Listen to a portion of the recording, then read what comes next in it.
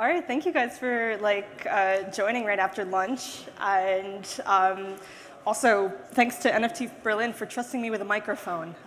Super honored. So I am the co-founder and CEO of a startup that is building an infrastructure that allows apparel to be worn interoperably between metaverses. I got into this after a master's studying identity in virtual spaces, which is what I'm here to talk about today. So people talk quite a bit about discovering your true self. And while I'm sure it helps the self-help industry keep that alive, the whole notion is kind of ridiculous. Any expression of ourselves comes from the same core points that, when extended outwards, is still our true selves. So your authentic self could be a banana, and who is anyone to tell you that's wrong? If crypto avatars gets their way, then someone can own the identity as an NFT of being a banana, and be that banana everywhere across the metaverse, any metaverse. The implications of this for identity are cool. Cool? Yep. In real life, we use fashion as identifiers to take the internal and put it outside, to say where we belong, where we don't, who we belong with. And that definitely carries over into virtual worlds. So flip to crypto Twitter. We're already seeing early versions of NFTs as profile pictures in the form of apes and clones and doodles, all as representing ourselves rather than photos of ourselves. You can't do that with a JPEG. It's really, really interesting. And we can even kind of start to find some overlaps between NFTs and DNA. So, NFTs. The code proves the authenticity of the item. They can be made unique. They can be tradable. DNA proves the authenticity of a person, is unique. If you want to get creative, you can even sell your superior genetic makeup on the egg or sperm donor markets. But human DNA does not reflect one's personality, doesn't reflect interests. That's where digital assets come in. And when we can own that item as an NFT, it gets really exciting. So let's flip from a flat platform like Twitter into a 3D metaverse. And what do these assets start to look like? Out there right now are countless metaverses being developed, trying to market you avatar NFTs, clothing, emotes, spaceships. So what is then, which is more authentic? Who we want to be or who we physically are? That's a really hard question. To start to dig into that, I'm going to look at the history of metaverses, at least those as described in science fiction. The Neuromancer, 1984, was about a world where the user could kind of project their consciousness and manipulate global data networks. Snow Crash, 1992, actually coins the word metaverse, and it was a holographic world where users could buy virtual land and develop architecture on them. Ready Player One, 2011, a virtual reality world where it was decentralized, freely accessible, and pretty cool. But in all of these, there's a commonality that they were all based in a physical dystopia, and the users would go into these virtual worlds to escape that dystopia and to be more than who they were. Their identities in the virtual worlds were based on their physical identities, but were somehow more than. So to talk a little bit more about virtual identity, I'm going to distinguish virtual and digital. They're not the same thing, but we often talk about them interchangeably. Virtual is something that exists in concept, but you can't touch it, right? So this is a painting by Magritte, painted about 100 years ago. It says on the painting, this is not a pipe. That is because it's a painting of a pipe. It is a virtual pipe, virtually representing a physical item. Now that I've put it on a screen, it is a digital virtual pipe, a digital manifestation of something that's being represented. So identity is virtual. It is something that we can't touch, but it's something that's real and it affects us. It kind of stems from the center of agency and the media we use to express ourselves, whether physically, whether it's our face, our mouth, our Twitter posts, all come from this core self. That means that no matter how we express ourselves, it's coming from some core point, but it's inherently modified by the medium we are expressing it on. So there's no way of actually communicating your true core self, which is kind of a bummer, but it's kind of cool also because in digital worlds, it means we are expressing our true selves just as much as we are physically. So this really smart Dutch guy talks about it as digital bodies of text, but that was back in 2007. Now it's more like text, emojis, GIFs, stickers, avatars. And so when we are interacting with each other's digital incarnations, we're interacting with the medium. Now, our physical bodies affect how we do interact digitally. Back in the late 20th century, you had the cyber feminist movement, which was basically from the belief that we could erase gender online. And by basically turning ourselves into cyborgs, and we'd all be these genderless, identityless kind of beings online. That didn't happen. The reason is because we bring the learnings of our physical bodies into digital spaces. However, it goes the other way around. Our digital bodies affect our physical bodies. We look at the Proteus effect, which basically measures that when we are communicating as an avatar in a virtual world, we respond and change our ways of communicating based on how we feel others are perceiving us. So whether that's male, female, tall, short, ugly, attractive. But most interestingly about this is that when we leave that virtual space and start to interact as a physical person again, the effect continues. Only for a few minutes, but it continues. Therefore, our physical bodies affect our digital bodies affect our physical bodies. What we represent ourselves as in virtual worlds matters. Back to crypto Twitter. So what does it mean when we are expressing ourselves as NFTs? We're using NFTs as profile pictures. We are collectively assigning extreme value to certain NFT collections which we feel represent ourselves and a community we want to align ourselves with.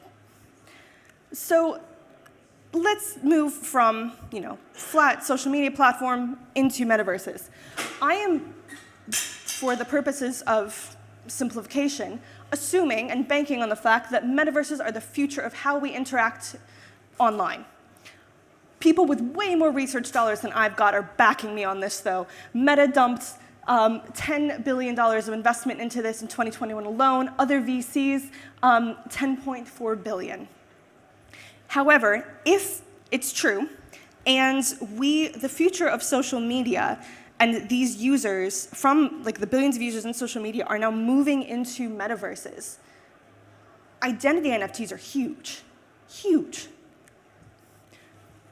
That said, very conservatively, the total game skins market today, cosmetic game skins, which are items that are just used to express ourselves in digital worlds, currently estimated about $50 billion market. Very conservatively, in 5 years, worth $70 billion. Currently, there are over a billion gamers currently playing games that have cosmetic game skins market. 39% of those players buy them. However, game skins are super limited by Web 2 dynamics. They are stuck in one platform. You can't transfer them. If that game develops a sequel, it stops existing. Your paid-for assets are no longer useful. You can't trade peer-to-peer. And every single game you play in, you have to repurchase those assets. Not super ideal. Show of hands, who has spent like an embarrassing amount of time designing the perfect avatar in one platform and then going to a different platform and having to do it again? Yeah, it's even worse when you have to pay for the outfit in the one and you have to pay for it again in the other. But Destiny is, it's too many options. So interoperable NFTs are the answer.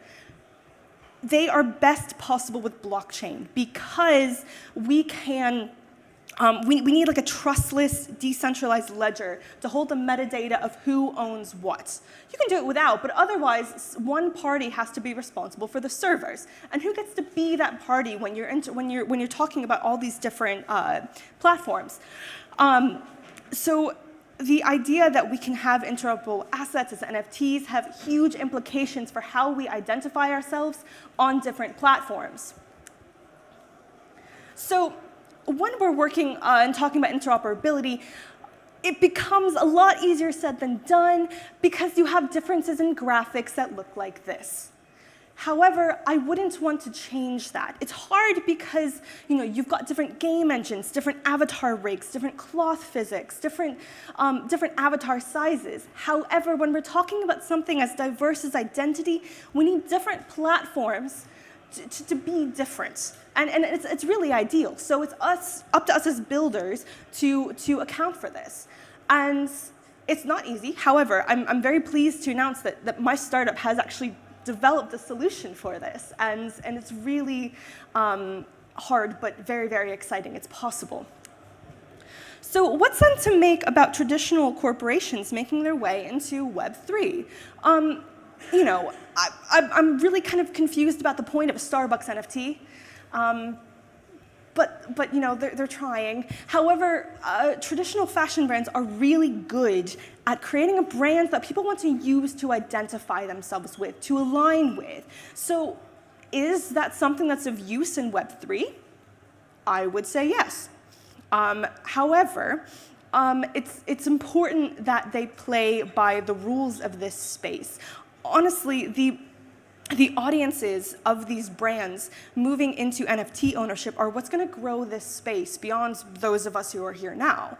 But they do have to acknowledge some of the rules that we have established and we work with. Otherwise, they might face some issues. Meta recently announced that they would be taking 47.5% creator fees on any digital assets sold on the platform. That went over like a lead brick with the good folks of crypto Twitter, who proclaimed it the end of Web 2. However, Facebook did launch LIBRA, tried to, didn't, which was an attempt by a whole bunch of Web 2 corporations to launch a cryptocurrency. Facebook realized that the change in how we buy and sell was going to change with crypto, which disrupted its ad revenue. They also realized that crypto startups could come along and use blockchain as a way to identify people who don't have bank accounts. That also disrupts something that Facebook wants to do. Ultimately, US regulators killed it. It didn't continue. Mostly because they didn't trust Facebook to be the ones to handle it. They've made a name for themselves as data exploiters, and now also creative exploiters. Is that their fate entering the metaverse?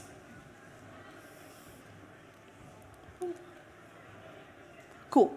So interoperability, something that's possible with open metaverses. As a user, do you buy an asset that works with just one of these, or with all of them? As a creator, do you create an asset that works with just one of these, or works with all of them? It's best for your communities to work with interoperability. So this becomes more important, like this data question, as we move into more immersive technologies. When we have Oculus VR able to measure the eye movements and responses to stimuli that we don't even realize we're having, it becomes really important to know and protect what that data is. Same with how we move in a VR. You're adding another dimension, more than just the scrolling. So then also, earlier, my profile for this speaker for this event was a metahuman avatar, and I was recognized by a few people from that. So Unreal Engine has done this amazing job of creating photorealistic, game-ready avatars that are quite realistic, and you can recognize someone from that. So does it become more important to know what's happening with our data if we're representing ourselves like this versus as a stylized avatar? I have no idea who that guy is. So why open metaverses are important, so we can avoid like the bad guy winning situation that is Ready Player One.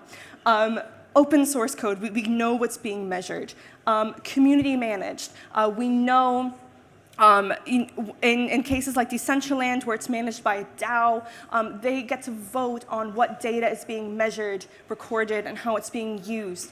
Additionally, when our assets are stored as NFTs, we have more control over our investments in longer term. So, how to open metaverse? Creators first, creator rights, interoperability of assets, and data rights.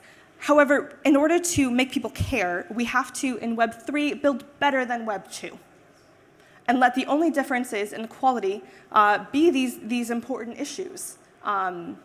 Also, we have to put our users first, or else somebody else will. In summary, that's me in my home country. I'm super bullish on NFTs as identity markers in metaverses, and they just work really well together. The idea of an NFT as something that we use to express ourselves and our identity in virtual spaces. Cool, thanks.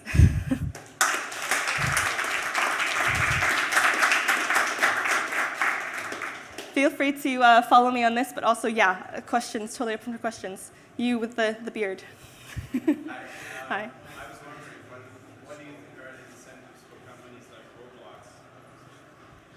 Hi. Hi. I was wondering, what do you think are the incentives for Web 2 companies like Roblox or, let's say, Fortnite to adapt a more open standard for avatars and cooperate instead of compete, which is what we're seeing right now? Yeah, we're definitely seeing it right now, and that is a huge question. However, we've also kind of seen it as the trajectory with NFTs, from Web 2 kind of rejecting to them being like, oh, okay, maybe we should kind of get into this, play around with this. Maybe it's the future. I would like to think that when crypto metaverses, mature a bit and start to grow, and we see the value and participants see the value of interoperability of assets and kind of shared libraries, and how we can still monetize them, of course, for all the platforms that are involved in this, that soon, like, the folks who aren't allowing interoperability just end up looking like huge jerks. And they kind of are forced kind of socially and by user choice to kind of adopt this more open mindset. Yeah. Yes, exactly. So I think the problem is more in terms of curation. So you have 17.5 companies, and you have 8 million people with 100,000 NFTs in their wallet. And so then what is what? So do I wear my sneakers in Metaverse A as an identity in Metaverse B, or like who gets to decide what item is recognized in what shape or form in what other engine? The way we've built it in specific is that it actually converts and changes in its appearance for every metaverse. So for example, you can buy something in Sandbox, and then you show up in Somnium space, and in Sandbox, it looked like it belonged in Sandbox. In Somnium space, it looked like it belonged in Somnium space. The graphics actually convert. It's a huge research task, but really exciting, and I think that's probably the best solution to it. Yeah. Could you go more into detail about how you are doing it at your startup, what your SDKs are relying on or like targeting? Could you go into that? Yeah, so I think it went down, but my team actually just wrote a technical article that goes in like super depth that I absolutely cannot go into today. We are on Twitter at Gravity Skins, so we recently posted on there if you guys want to look up more in depth. But basically, we have, at least our approach to this was to build an SDK, a different SDK for every game engine, that different games, when they integrate it, it all reaches up to an API that distributes the basically the correct asset down and also validates ownership. So. What are your thoughts on multiple identities, and are we gonna have a pseudonymous identities? I love the idea of pseudonymous identities. I think CryptoPunk, oh gosh, I'm going to mess this up, 5269, something like that, some combination like that, is really fascinating because he's built an entire identity and brand for himself using just his CryptoPunk, totally pseudonymous. And there's also the real question of people wanting to change their identities. I have one, I know one fellow who is really into VR chat, and he changes his avatar pretty frequently. Some days he's like, I want to be a banana. The next day he wants to be a freaky spider. And, you know, all of that becomes fun. But the ability to have all those avatars and have access to them in different platforms is what's exciting here. Anyone else? If not, thanks, guys.